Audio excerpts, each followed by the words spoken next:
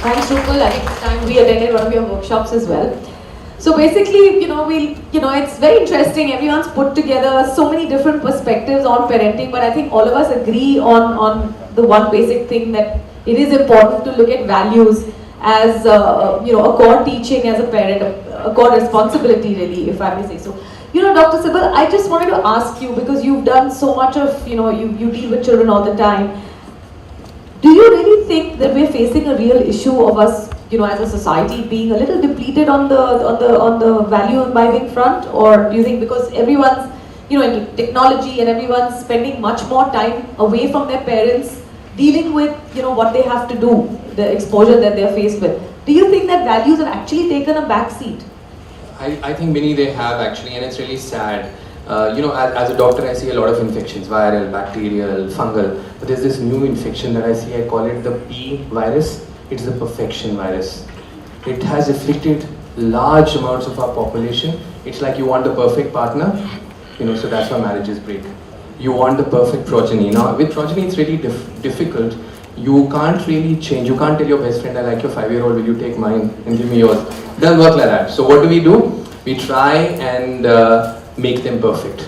And in this perfectionist pursuit, we make life miserable for them. It's only about success. You have to be number one in taekwondo, number one in English. You also have to be good at piano or ballet or what have you. So I see 7-year-olds who are burning out. They're just so exhausted, they actually come and they say, I'm so tired, I finished school, I have to this class, that class, 3 times a week, this, 2 times a week, this. And then it's not just about attending, it's about performing well. Just attending is not good enough, you have to win.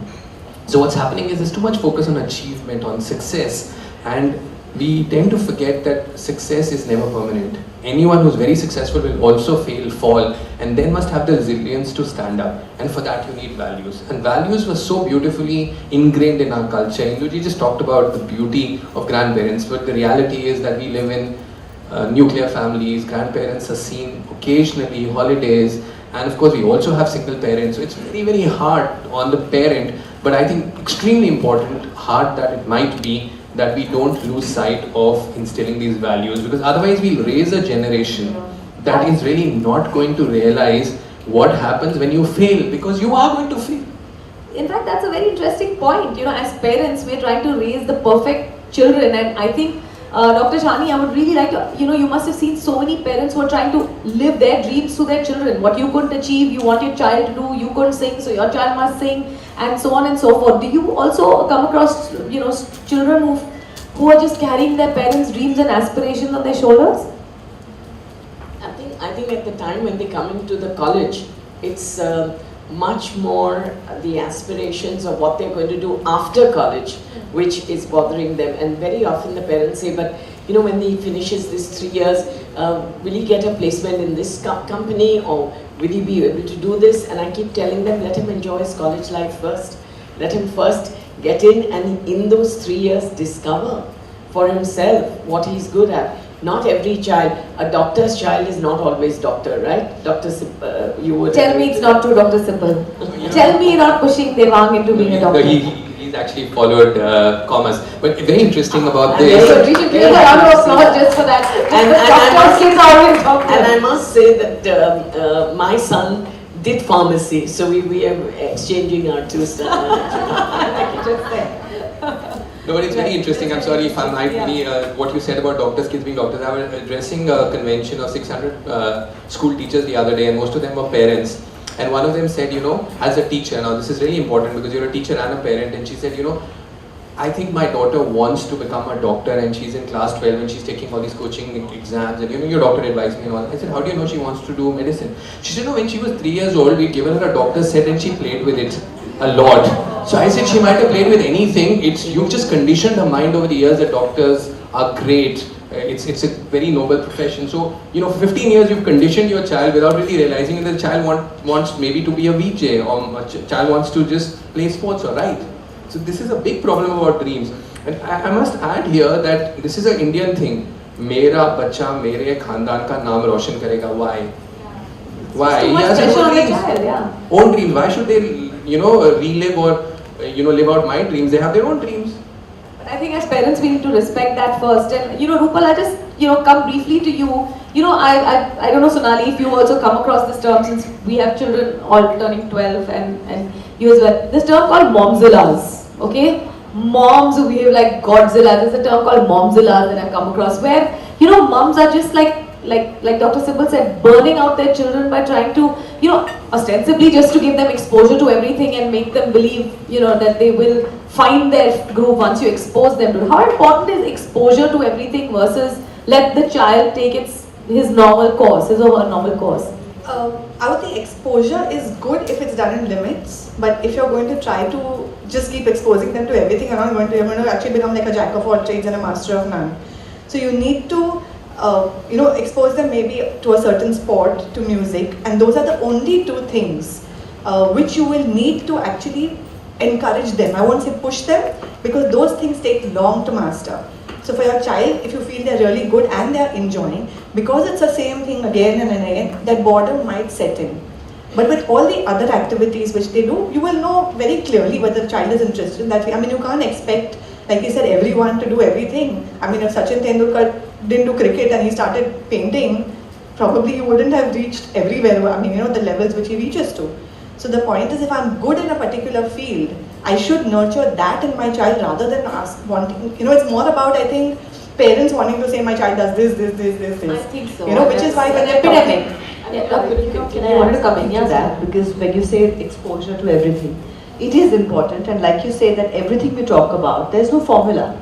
So every child is different, every parent is different, every family is different. So everybody's needs, even for values, like you said, are different. What is value, what Dr. Rupal said, what are the values and how do you see them? So in the same way with exposure also, you need to expose them, everybody agrees with it. But how do you understand that what is too much exposure and what is too little exposure? Now what is the formula? There is no formula. So what the point is to spend that time with the child and to see, is the child getting bored with it? Is it stressing the child out? That's why the importance of those 15 minutes of conversation or spending time where you're doing nothing.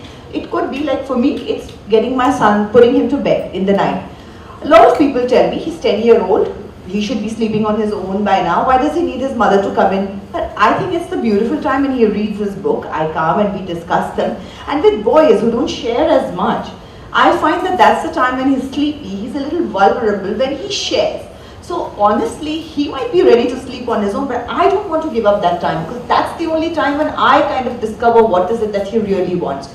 So yes, every year he's trying something new. So we came to a point where we discussed that, listen, so this year if you've chosen tennis, we stick to it for this whole year. Suddenly in mid-year he wanted cricket. I said, now next year you will take cricket and then you will stick to it for a year. So there's a time limit where you actually, honestly, without missing the classes, give it an honest try it out, and then come back and say that, okay, fine, this is what I want to do, this is not what I'm enjoying doing. And he's 10 years old. I think till about 13 or 14, I think he's okay if he keeps looking at things and discovering things. And like you pointed out, the point is, before you come in, Dr. Shani, I know you agree with, but I think the point is also to the debate between having them cop out on something because it's pressurizing them, or continuing with it to show them the resilience and stability that you also need in your life. That's when you will figure out, is your child opting out of it because he's not enjoying it, or is he opting out of it because he's feeling too much pressure, or he's not liking the group of people he is with, or sometimes it could be he's not enjoying the teacher or the coach, My sister was in Amsterdam, her twins, and when she took them to a music school, and they said, I want my daughter to learn this, and they said no. The first few days, there were all the instruments there. The kids were just allowed to spend time with all the instruments. Her son said, I'm not interested in any. Daughter chose one instrument eventually and took to it, and then 2 days later chose another. But there was a certain amount of period of time that was kept for the children to figure out and just play around with all the instruments and figure out what is it that they are liking. Because eventually that instrument should be the joy. Like for example, my son loves the drums and he decided that he wants to play the drums and whatever. But it's not about what are you learning in it and what is that. What I tell him is that be it the sport, be it whatever you choose to do in life, what I tell him is that the sport, the music has to be your stress buster. I'm not telling him that has to be your career. So that if he chooses that's his choice. But if you tell them that this has to be something that when you're when you're working very hard and you want a break, you can go and play your own music. This has to be something that you enjoy. You enjoy and you're doing it because of that. That's the Sonali, most you wanted to important. come in on What the... I wanted to say here was that, you know, at the end of the 3 years when they come into college, students, and at the end of 3 years, they need to get a hall ticket signed by the principal of the college so that they can sit for the examination. And that's the time when I meet about 1,000 students because they're going to be graduating. And I ask every student, what are you going to do? Every student, okay? I spend a lot of time on that one. You know, I still find, which is a sorry state of affairs, is that 50% of the students haven't still figured out what they want to do, even when they are now 20 or 21. So I think somewhere during their growing up years, we, as the point that she made and the point you made, is we have to learn to make the child focus a little more on whatever he wants to do. But remember, focus is very important. Just to play devil's advocate, what's wrong with not finding your focus early on? I just feel the earlier you find your focus, the earlier the burnout. When you finished your 3rd year of your BCom, you don't know whether you're going to go for further studies or you know, which just goes to show you at 21, if you're not, at 21 people are doing such different things. You do expect that they would at least know what they want to do. I'm not sure what I want to do. But if I might just come in on that, I mean, what Induji said is 21, 22 is really a mature age. But what we do in India is the other extreme. We expect a 10-year-old or a 12-year-old to figure out what they want in life. I was like horrified to learn that now we have coaching classes in class 8, 9 and 10 for IIT. It used to be 11 and 12. Class 7, 8, 9, can you imagine? I mean, the kid is being exposed to science for the first time and he's like priming himself 5 years down the road to sit for an IIT JEE.